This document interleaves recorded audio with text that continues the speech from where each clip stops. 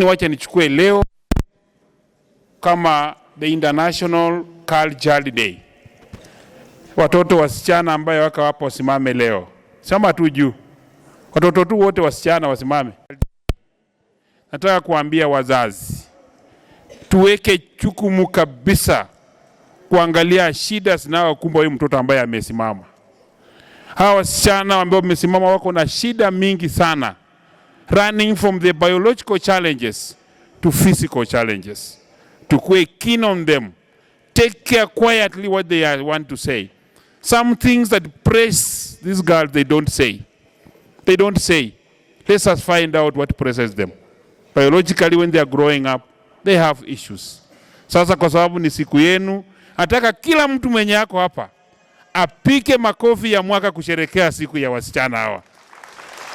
Endelea kupika makofi kabisa kwa siku leo ya International Girl Child Day.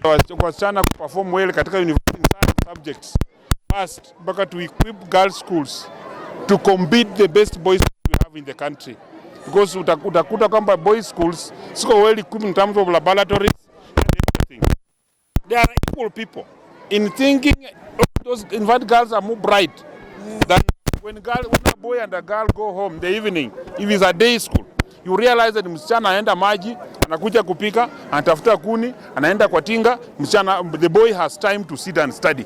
So we also have to look at the roles and the time and opportunity and space to give to the girls for purposes of them to perfect where they are. With the PS to see what are the grievances about Dr. Melee. Personally, I have not gone through the grievances. I will go through the grievances as a member of parliament. But when the ministry finds a way, when the ministry kianza kuona watoto wanalalamika, they must always be swinging in very fast.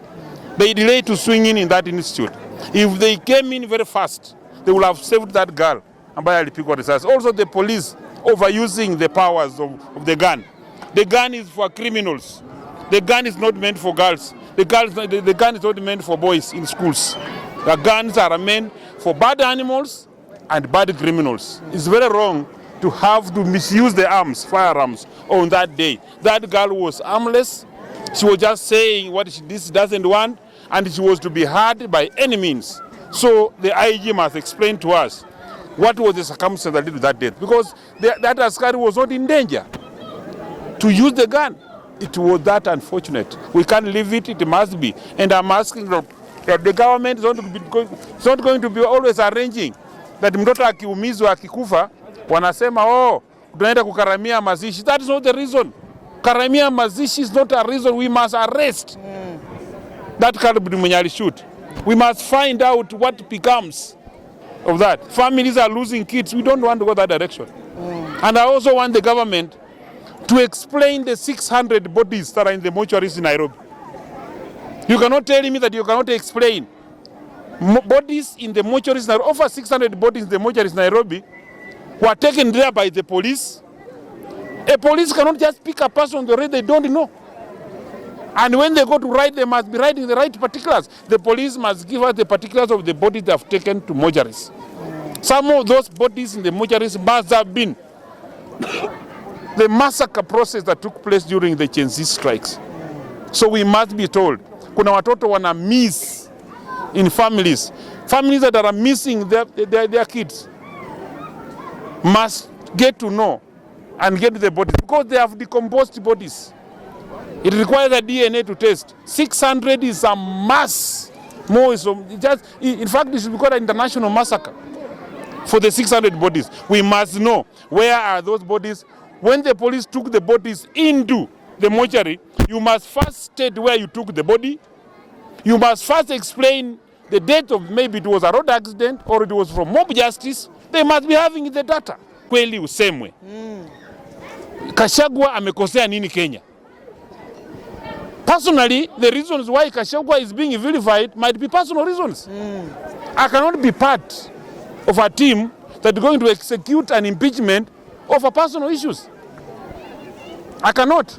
And that's why when they gave me a chance to vote, I refused to vote. And even if I voted 44 votes to 45, the difference was going to be zero. There was no difference. So I stood firm out of the 9 MPs of Bungoma. I was the one who said, please, you have given me a chance to vote, but I'm not voting. I did not vote because I didn't want to be part of the vilification or impeachment. And I'm asking the sobriety of Senate. Let the Senate be informed by reason. Because what we do in Parliament, both of our parliaments can be challenged by the courts. The courts are waiting now to interpret every count, legal and everything. Me, I don't sympathize with anybody, but I don't have a reason why I should fight anyone. In any case, the churches have spoken. Ole Sapit of the ACK, he spoke. He spoke of forgiveness.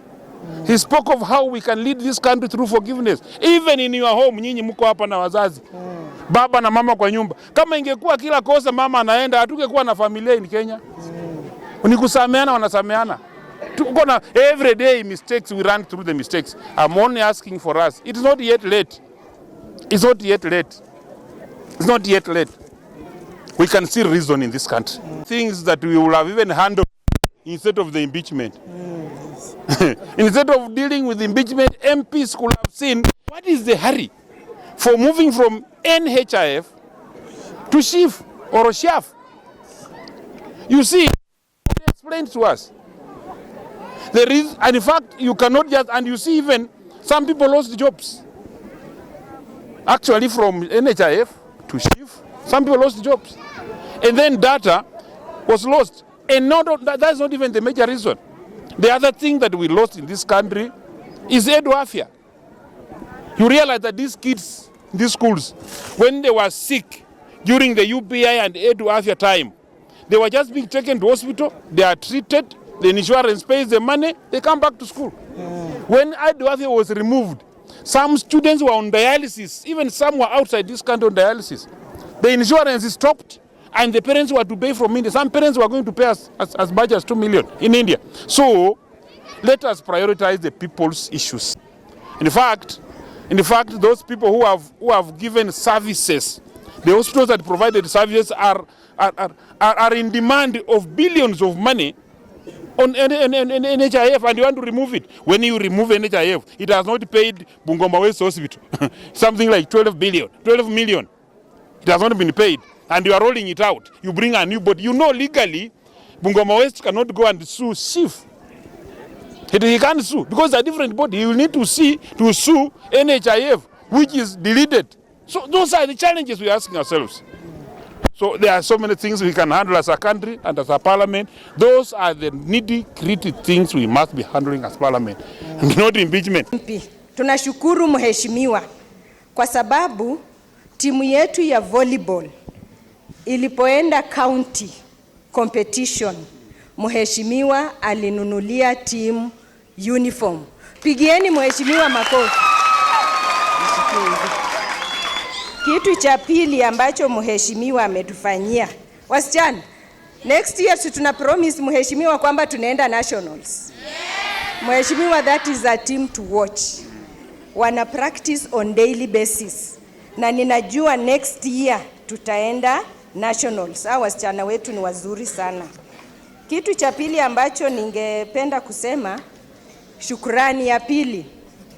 Mheshimiwa ametusaidia kwa kulipia watoto karo kwa shule yetu. Huyu ni mheshimiwa wa nguvu. Wazazi, leteni watoto Luya, mheshimiwa walipie fees. Mimi ningekuwa ati kwangu ni hapa karibu, ningebadilisha kura yangu ikuje wapi? Hapa. Lakini kura yangu sasa ubaya iko Nairobi. Tutaongea na mzee akikubali, tutabadilisha. Kitu cha tatu, mheshimiwa, sasa ninakuomba. Nilipokuja wakati wa handing over niliambiwa na the former principal ya kwamba mheshimiwa alikuwa amepromise kujengea Luya Girls a multipurpose hall for the school and the school community for use. Hata akanionyesha ya kwamba sehemu ambayo hiyo multipurpose hall ilitakana ijengwe. Tunakuomba mheshimiwa. Kwa Anthony Juma nikiwa senior assistant chief wa hapa mheshimiwa, nikiungana na wewe kwa hii occasion ya leo. I happen to be the old boy of this school. way back 1980 nikiwa form 1. Nilitoka hapa 1987 after class 8. Jambo moja kwa wanafunzi both primary and secondary. Hii inamaanisha nini? Pia tulikuwa wanafunzi. Use your time well. Asante mbunge kutuletea mradi huu. Sumesikia bali kwa number 1. Hurera mradi the whole constituency. Wacha tutembee na yeye. Si mudi asola sige, si huria ni mchapa kazi.